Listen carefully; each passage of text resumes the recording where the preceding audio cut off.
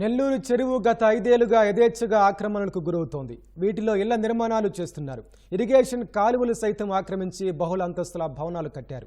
ఇంత జరుగుతున్న కార్పొరేషన్ అధికారులు నిమ్మకు నీరెత్తినట్లు వ్యవహరిస్తున్నారన్న విమర్శలు వినిపిస్తున్నాయి.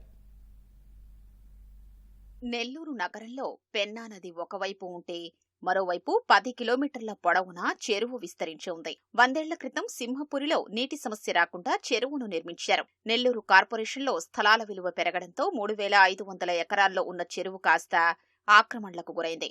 దాదాపు 900 ఎకరాలు ఆక్రమించినట్లు అధికారులు సర్వేలో గుర్తించారు. గత 5 ఏళ్లుగా వైసీపీ నాయకులే కబ్జాలు చేసి ఇళ్లు నిర్మించారన్న ఆరోపణలు ఉన్నాయి. లేక్యూ కాలనీ వద్ద ప్లాట్లు వేసి నిర్మాణాలు జరిపారు.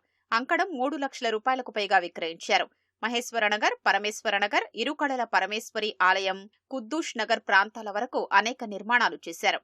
అయినా కార్పొరేషన్ అధికారులు మౌనం దాల్చారు. నెల్లూరు చెరువు ఆక్రమణలో ఉంది. గత ప్రభుత్వం అంతా ఆక్యుపేషన్లతోనే సరిపోయింది. దాన్ని పట్టించుకున్న నాదులు లేరు. వర్షాలు వచ్చినాయి అంటే చాలా ఇబ్బంది పడే పరిస్థితి కూడా ఉంది ప్రజలు. అందువల్ల దీని చుట్టూ ఈ 3,000 ఎకరాలకి 3,000 చిల్లర ఎకరాలకి చుట్టూ ట్యాంక్ బండి ఏర్పాటు చేసి దాని మీద హైదరాబాద్లో ట్యాంక్ బండ్ లాగా చేస్తే అందరూ చూసేదానికి కూడా ఒక పార్కు వ్యవహారం కూడా ఉంటుంది.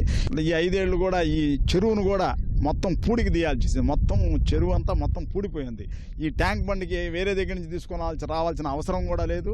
ఈ చెరువులో ఉండే మట్టినే తీసి చుట్టూ ట్యాంక్ బండ్లాగా తయారచ్చు. మధ్యలో కూడా ఒక శివాలయం అనేది ఉంది. శివుడు ఉన్నాడు. దానికి ఒక ఆహ్లాద ప్రదేశంగా కూడా ఈ ఏరియాని తీర్చిదిద్దొచ్చు. లేకీ కాలనీ చూసుకుంటే కొంచెం ముందరికి మట్టి వేయటం, అక్కడ ఏంటంటే ఇలా కబ్జాలు చేయటం, కొంచెం మట్టి వేయటం, అది బిల్డింగ్లు ఏమన్నాక ఫ్లాట్లు వేయటం, ఇట్లే చేస్తూ ఉన్నారు. ఇట్లా ఇది కబ్జాలు చేయకుండా కార్పొరేషన్ అధికారులు చూసుకోవాలని చెప్పి కోరుతున్నాను. కొండ్లపూడి, అక్కచెరువుపాడు, అంబాపురం వైపు నేటికి ఆక్రమణలు కొనసాగుతున్నాయి. అధికారులు గతంలో మొక్కుబడిగా సర్వే చేసి మార్కింగ్ చేయకుండా వదిలేశారు. చెరువు, పంట కాలువల్ని ఆక్రమించడంతో గతంలో అనేకసార్లు నగరం ముంపునకు గురైందని స్థానికులు చెబుతున్నారు.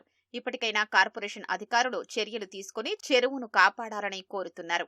ఇప్పుడు ఈ ఆక్రమణలో ఏమవుతుందంటే మనకు వాటర్, రేపు వర్షం పడితే ఈ వాటర్ ఫ్లడ్ అనేది మనకి రాబోయే రోజుల్లో ఎలాగుంటుందంటే విజయవాడ తరపున మనం ఎదుర్కోవాల్సి వస్తుంది. దాని గురించి మనం ఏం చేయాలంటే ముందుగానే జాగ్రత్త పడాలి. హైదరాబాద్లో హైడ్రా ఎలాగైతే పనిచేస్తుందో ఆ తరహా ఇక్కడ నెల్లూరులో కూడా ఈ ఆక్రమణలకు గురైన వాటిని తొలగించాలి. ఈ చెరువుని ఆక్రమించి లేఅవుట్ చేసేసి చాలా వరకు ఇల్లు కూడా భవంతులు కూడా నిర్మాణం జరిగినాయి. ఇటీవల కొంతమంది పొదలకూరు లేక్ వ్యూ సైడ్ కూడా లేఅవుట్లు వేసి అమ్మేసిన సందర్భాలు కూడా చూస్తున్నాము. ఇక్కడ ఏంటంటే సమ్మర్ స్టోరేజ్ ట్యాంక్ ఒకటి నిర్మించడం జరిగింది.